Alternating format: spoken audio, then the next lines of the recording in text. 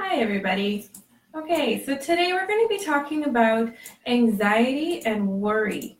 And I'm going to start out by explaining the difference between the two of those things. And then also, we're going to go into the healthy way to worry so that we can prevent anxiety from starting up in the first place.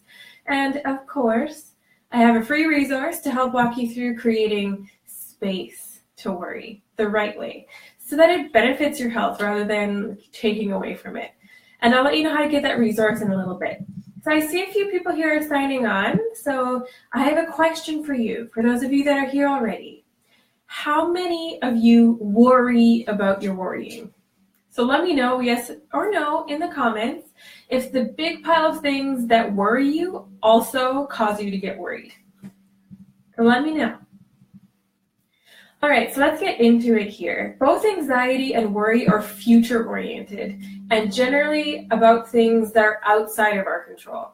We're thinking of all of the many different little possibilities that could happen to our future self, and that pulls us out of the moment. And so truly, if we think about it, 95% of those things that we worry about never even happen in the first place. And in learning how to manage our worries, that's the key to preventing anxiety. So that's where we're going to start.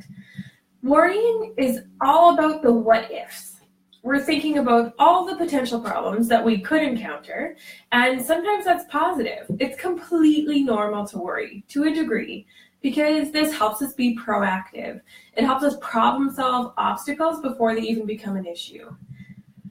But when we have to be able to stop that worry after we've solved the problems or those potential problems haven't happened. We run into trouble when we keep finding new things to worry about. And so this frequent worrying is what brings on the anxiety. The two most helpful ways that we can use to manage our worry. Sorry, can you hear that? That's my dog. He's got a new antler and he's just dragging it around the floor. Do you need it to go away then? Sorry. So two of the most unhelpful ways that we can use to manage our worry and sort of handle all those what ifs are avoidance and control. So avoiding a feared situation or something that's worrying us or seeking out reassurance from others is not really a helpful strategy to rely on when dealing with our worries. Avoidance misses the opportunity to be successful, and it helps sort of propagate this, because if we keep avoiding the things that we're worried about, we're not going to be able to prove to ourselves that we can cope with this. We're not going to be able to prove to ourselves that we can overcome this fear. So by avoiding out on that, anytime that you skip out on something, you're missing the chance to prove to yourself that you can do it. So when you force yourself to do something uncomfortable that you would prefer to avoid, and you manage your way through it, it not only gives you the evidence that, yes, you can cope, that you do have the strength to cope, but it also gives you exposure and practice. So science has shown that the more we're exposed to this thing that we're scared about, or the situations that make us uncomfortable, the less that they affect us. Because our body's alarm system, our stress system, doesn't go off as intensely the more that we do something, the more that we become used to the idea. Our body's stress response isn't activated in the same way anymore. So we're retraining our bodies, our nervous system, and our mind's ability to cope. Trying to control the situation or trying to suppress, distracting ourselves, or just thinking positively, it doesn't work. Because we're trying to suppress the thoughts that usually has the opposite effect. So if I tell you not to think about camels with long eyelashes and two humps on its back, standing on dusty sand-colored ground, could you do it? I've just painted like this strong visual in your mind. So how are you going to stop thinking about that? It's so hard to think of something else. And it's the exact same thing when you're just trying to think positively, because you've got this big, heavy thought kind of weighing on you, these incredible what ifs and worrying, and you're just being like, oh, it's okay, I'm just not going to think about that. I'm not going to think about that camel standing in the desert. It doesn't work, because that's not the way that our minds work. We really have to work hard to distract our minds. And trying to control every aspect about the situation is not helpful either, because it's exhausting. You can't predict everything. And if you try to predict everything, you'll create more anxiety and worry for yourself, because now you're going to be like on high alert looking for all these magical complications. And so maybe you'll find some that you wouldn't have found if you were just able to kind of distract yourself or use one of these worrying techniques that I'm going to talk about in a second. So the skill that we're going to work on to help us better manage our worry is to dedicate some specific worry time. And this is what that free resource this week is all about. It's about postponing your worries until you have a chance to look at them all together. And this works so well because you're going to look at all the little worries that have creeped in throughout your day all at once on this nice big list. And that's great because sometimes something that seems so pressing, so huge at the time, will be like nothing compared to some of the other things that worried you throughout the day. So when we put all of our worries out there on the same piece of paper, this can really bring some perspective to what you actually need to address versus those things that seemed important in the moment but don't really mean much at the end of the day. So when you sit down to worry, you can look at all these things together and kind of decide what actually is important to you. So I'm going to tell you a little bit more about this, but if you're interested in getting the worry worksheet, then just type in worry time into the comments. That's WORRYTIME. And it should pop up in your messenger on Facebook. And if you're watching on Instagram, you can either send me a direct message or you can check out the link in my bio to sign up and have it sent to your inbox. Oh, so someone on Facebook, Sheldon Turtle, that's Shannon, she said that she loves her worry time and most of her worries disappear. I'm so glad that you found it helpful. It makes all the difference for me too, because you can just see everything all together and you're just like, oh, well, why was I worried about that? That doesn't mean anything to me anymore. It's really helpful sometimes. So how does this actually work? How does this sort of play out in your day? How do you make worry time happen for you? So when you're at work and these worrying thoughts pop into your head, maybe about your finances or getting your house organized for guests that are coming for the weekend or big meetings coming up or whatever it is, stop the thought, write it down on your sheet of paper, and remind yourself that you're going to worry about those things later during your designated worry period. And then turn your focus back to the present moment and decide what's the most important thing that you can do for yourself right now. Keep going throughout your day until it's time, the time that you've set out to focus on your worries. Choose a time and a place that's comfortable and free from distractions, so turn the TV off, and then just take some time to reflect on the things that have been on your mind. And so, yeah, you can write your thoughts on a sheet of paper if you want, or you can keep a little tally on your phone, whatever you need. And so it's just, again, seeing all those worries in the same place together. And so then now that you're sitting down to spend this time with your worries, look at your big long list and decide which worries are likely to be like an actual concern. And then which ones you can just let go. Because now that you see them next to everything else, you're just like, why is that even on my mind? I don't even care. So turn your attention to the worries that you need to do something about. And you can either attend to them or apply the steps of effective problem solving to fix it. So how do we solve our problems effectively? I've talked about this before, but it's so, so important because step number one is not to blame yourself, but to find the real cause of the problem. So I've used the example before about going to the gym. So if you're trying to go to the gym and you're just like, why am I so lazy? I can never get out to the gym. Stop blaming yourself because that's not going to get you anywhere. But talk about what is it about the time I'm going to the gym that doesn't work for me? What is it about the environment of this particular gym that makes me feel uncomfortable? What is it about the point in my week that I try to go? Like you're looking at different ways to look at the problem so you can find out what actually is the issue. Because then you've got something to work with. So step two then, once you know what your actual problem is, brainstorm as many possible solutions you can think of. Choose a solution to try. Give it a try for a little bit of time, like kind of a week to see if it works, and then see how it goes. And so if your solution's still working, keep going, and if not, pick up another one. So yeah, it's just looking at your problems from a much more objective way. Does that make sense? And when we're also looking at our worries, not like one at a time, but looking at them as a big group, we can also see some trends, things that are similar that might all be causing the same sort of worry.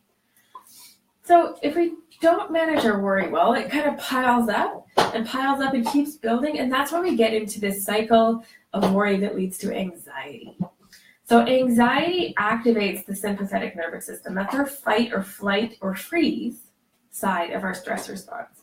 And remember that this is meant to protect us and keep us out of danger, but this is also where the body can't tell the difference between real or perceived danger. So our minds are telling our body that we're anxious. We're going to pump out the adrenaline hormones and the cortisol to help best support us. Because really that's what our body's trying to do, is it understands that we're in this stressful situation and it helps us in the only way it knows how. And so that's by activating our stress response. But when we have this stress response activated over and over these chronic worries that keep bothering us, we get the racing heart, we get the sweaty palms, the tense muscles, we sort of feel a little bit lightheaded, maybe we get those digestive issues, we get kind of nauseous, and maybe hopefully not some ulcers, but basically, like that built up anxiety feeling where you feel like, ugh. That's your stress response building up over a chronic time. So our bodies really don't like this. We don't like this. We really like to be in the rest and digest, restorative, healing, parasympathetic side of our nervous system where we can just sort of like relax and really take in life. And when we don't give ourselves enough opportunities to shake off those excess hormones, when we don't have the time to manage all of our worries and come up with a plan, the stress that builds up in our body can really turn inwards and affect our overall health and well-being. When we're anxious, we can either overestimate the threat to our well-being, and then we can also underestimate our ability to cope. These overwhelming thoughts tend to be about what you can't do, or projecting negative feelings and thoughts onto the situation, or maybe about yourself. And we have unhelpful thoughts like, what if I don't know what to say? What if I get made fun of? What are other people going to think of this? Is it going to be terrible? Did I cause the problem? Am I to blame? And so all of these thoughts lead to those uncomfortable, nervous, sort of irritable, panicky, and yes, this is a real medical term, it can also lead to a sense of impending doom. Dun, dun, dun. And this is that intense feeling that something really bad is about to happen. And that's like true anxiety when you're just like, oh my gosh, something bad's going to go down here. I can just feel it. And so, of course, when the anxiety takes over our body, we start to have these changes in how we act and go about our day. So maybe we start avoiding people or places, or only go to those places when we can go with someone that we trust. If we're going to go somewhere that makes us uncomfortable, we create an escape plan. So we're like, I'll go, but if it starts to get weird, I'll say like, oh, I'm not feeling really well, and I'll leave. Or maybe we feel the need to plan out everything so that it'll be 100% perfect and organized and completely in control, or as much in control as humanly possible. So all of these different things are kind of cycles of anxiety. And it all starts off with a trigger, either something that happened or the worry that something bad might happen. And so your thoughts are immediately that this is going to be bad, it is bad, and then I can't cope. And these feelings that go along with those thoughts are those anxious, fearful, and the physical sensations of anxiety. And so, like I said, the natural things that we try and do then are to avoid, escape, or freeze, or try to cope by doing things that make you feel better. And so this is why some of us turn to smoking or drinking or emotional eating, all that kind of thing, especially in response to chronic anxiety and chronic worry. But it could also be, your response to all of this could also be to call a friend, or go for a walk, or do a relaxing exercise, or do an activity that you enjoy, something that distracts your mind until you can regulate your own body's response to that anxiety. And one of the beginner tools in managing anxiety is using the stop technique.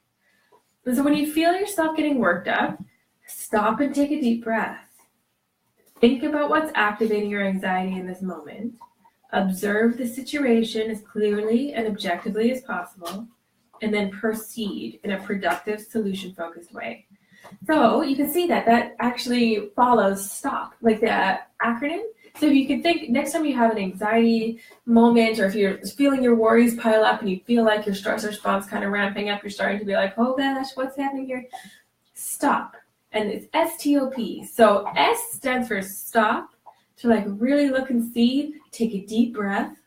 Then T, think about what's activating your anxiety in this moment. Look at things objectively. And so then you observe the situation as clearly and objectively as you can. And then P is to proceed. So you stop, take your deep breath to refocus yourself, think about what's happening and what triggered you, observe and look at things as objectively as possible. Do not blame yourself, and then move forward in a productive way. So that's it for today. We covered a few different techniques to managing your anxiety and worry. We talked about creating a worry period where you can solve your problems effectively. And then if the worries pile up too quickly and you begin to experience some anxiety, you can try using the STOP technique to really slow things down and take a more objective look at the situation, and then move forward with a more broad perspective. All right, so if you are interested in getting that worksheet, then just type in worry time into the comments if you're on Facebook, and that'll have it sent right to your Facebook Messenger.